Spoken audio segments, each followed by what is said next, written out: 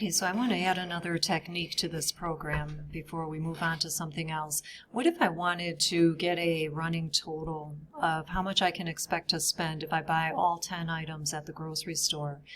That's a pretty easy technique. What I can do is maybe at the top of my program, I will create a new variable called total, and I'm going to initialize that to 0. That's important. And then in my loop here, I'm going to write a statement that is going to add up that total as I'm looping through. So here it is. We're going to say total, the value of total is going to be equal to whatever's already in there, okay, and I'll explain that in a minute, plus the price of the item that we're currently looking at in the prices array with the loop counter as the array index.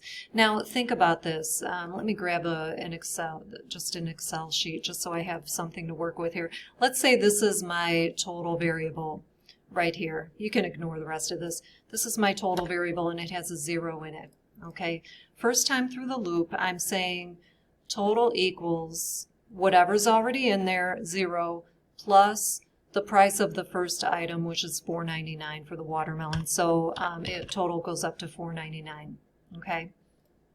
Second time through the loop, total equals whatever's already in there, $4.99, plus the price of the new thing I'm looking at, which is $3.99. So that would be what, like $8.98 or something like that. So yeah, I think so.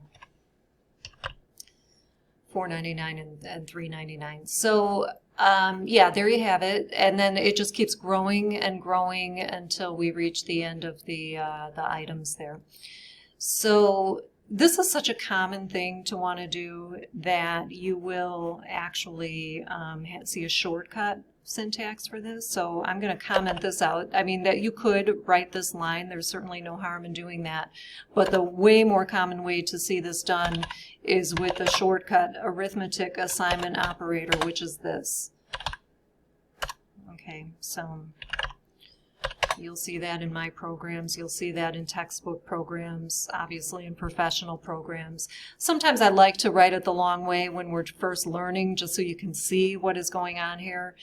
But this is, again, the more common way of doing it. So now that I have my total, I can just print that to the console.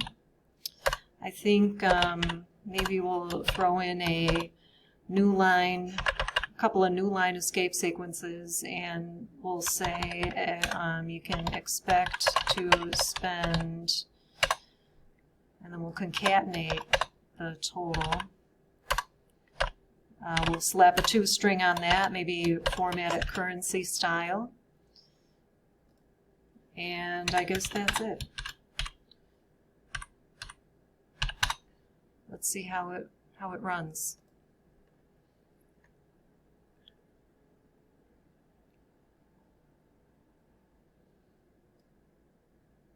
Okay, and that total seems about right.